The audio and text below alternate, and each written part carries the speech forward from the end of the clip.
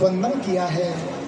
बाणों की शैया पर सोते सोते ही उनको प्रणाम किया, उनकी वंदना की।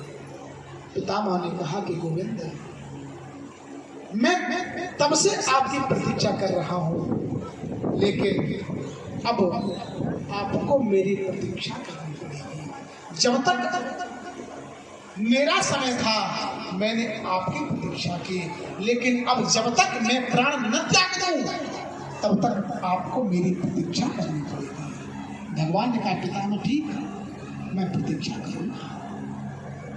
और पूछा कि प्रभु एक बात तो बताओ। बोले क्या? कि मैंने अपने जीवन में ऐसा कौन सा पाप किया जिस पाप का फल मैं भोग रहा हूं।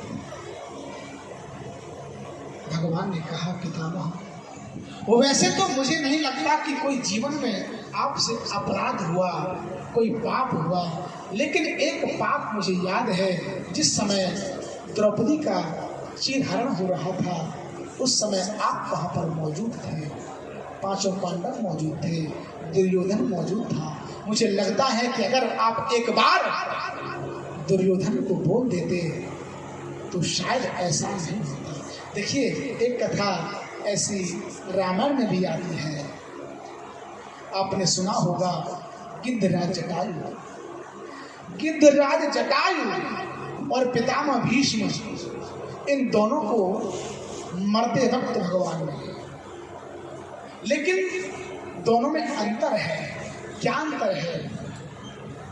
कि यहाँ पर पितामह भीष्म को शैया मिली बाणों की, और वहां पर गिद्धराज जटायु को भगवान की गोद की शैया मिली। ऐसा क्यों? दोनों भगवान के परम भक्त हैं, ऐसा क्यों? इसलिए हुआ पितामह भीष्म से भगवान कहते हैं कि एक स्त्री जिसकी इज्जत लुटती रही, आप देखते रहे और बचा न सके, और आपके अंदर सामर्थ्य भी थी, आप रोक सकते थे, आपने रोका नहीं। और इधर जटायु रावण से कम बलवान था। रावण सीता जी को लेके जा रहा था, वो जानता था, उसको पता था कि रावण से जीत नहीं पाऊंगा मैं, मुझे मार देगा, मुझसे ज्यादा बलवान है। लेकिन वो लड़ा, लड़ने के बाद रावण ने भले उसको मारा, मरणासन में पड़ा हुआ है, लेकिन सीता जी के जाते समय उसने रावण से युद्ध तो किया, और यहाँ पर पितामह भीष्म ने कुछ नहीं किया।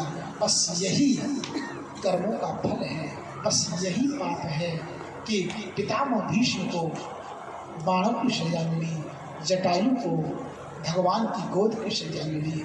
गलत देखते हुए उसका विरोध करना हमारा परम कर्तव्य है। अगर हम गलत देखते हुए उसका विरोध नहीं करेंगे तो हमारी दशा वही होगी जो दशा पितामह भीष्म की हुई, और अगर हम विरोध करेंगे तो हमारी दशा वही होगी जो जटायु की हुई है। गलत का, अपराध का हमेशा विरोध करना चाहिए। ये नहीं कि देखते हुए आंख बंद कर लो, देखते हुए निकल जाओ, ये गलत है।